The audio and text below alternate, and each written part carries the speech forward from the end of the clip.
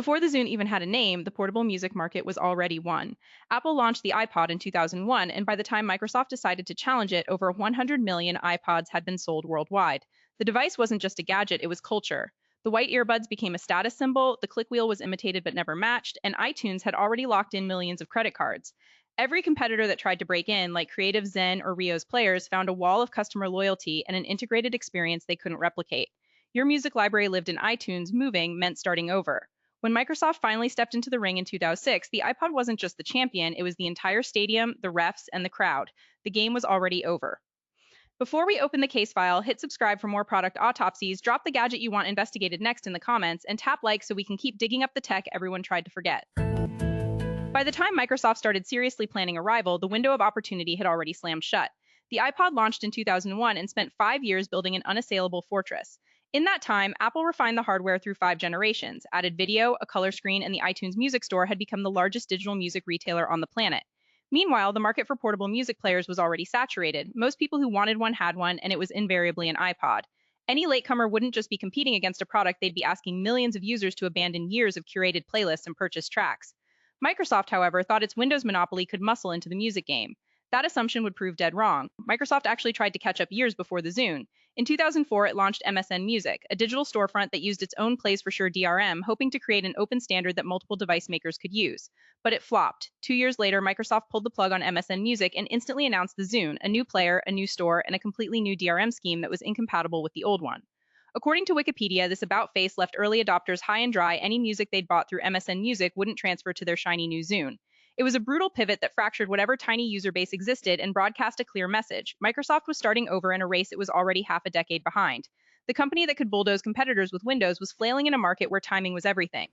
The first Zune, the Zune 30, dropped in November 2006, and the tech press didn't know whether to laugh or applaud. Available in 3 colors, it was the brown model that became instantly infamous.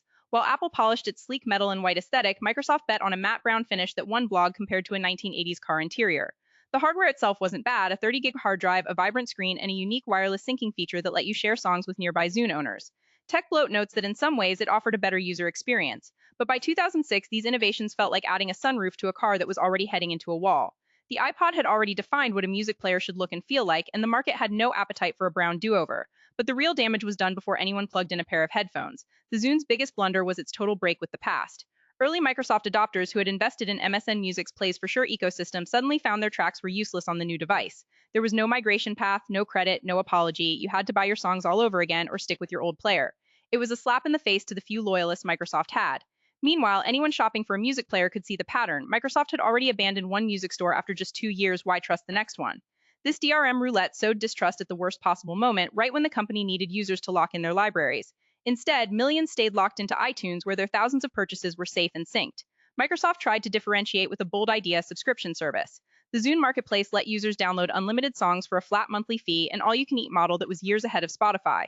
But in 2006, most people still wanted to own their music. The feeling that your library could vanish if you stopped paying felt risky, and the iTunes purchase model was familiar and concrete. Robbie Bach, who oversaw Microsoft's entertainment division, later told Business Insider that the whole market was already moving away from dedicated MP3 players. The subscription gambit was clever, but it was served to an audience that had already bought their iPods, loaded them with tracks, and weren't interested in a buffet when they had a full fridge.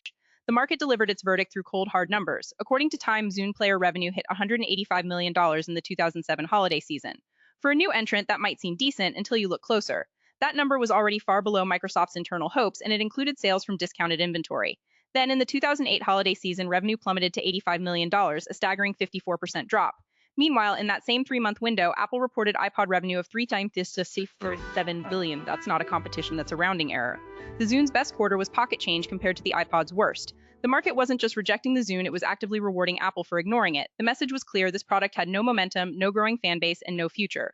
But Microsoft didn't reserve all the blame for itself. In a candid 2012 interview with Business Insider, Robbie Bach pointed a finger at the music industry. He argued that record labels had become dangerously dependent on Apple's ecosystem and refused to properly support an alternative, even when Microsoft offered one. They just didn't figure out that being dependent on Apple was bad for them, Bach said. Without exclusive content, aggressive promotion, or any real commitment from the labels, the Zune's music store was just another generic catalog. It was a classic platform chicken and egg problem: no customers because there was no exclusive content, and no exclusive content because there were no customers.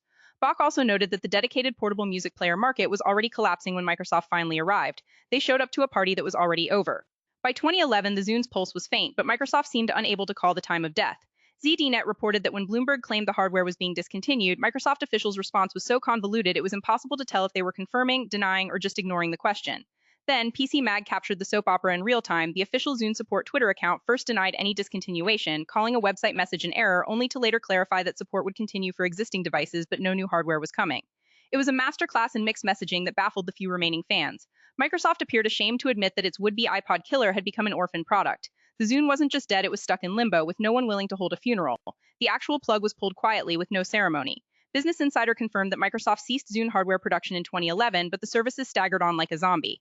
Then came the definitive end on November 15, 2015. Microsoft terminated the Zune music service. The few remaining devices could no longer download or stream new music, and existing copy-protected tracks would stop playing if their licenses couldn't be renewed.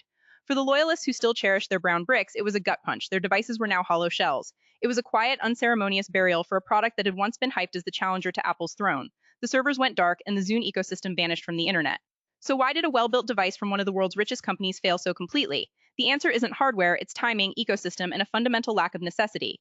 Microsoft entered a market where the winner had already built an unbreakable triangle device, store, library.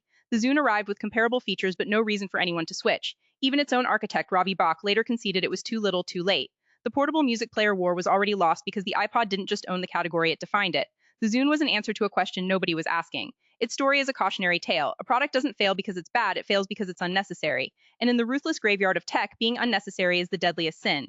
The Zune remains a relic, a reminder that even giants can't force their way into a market that's already been won.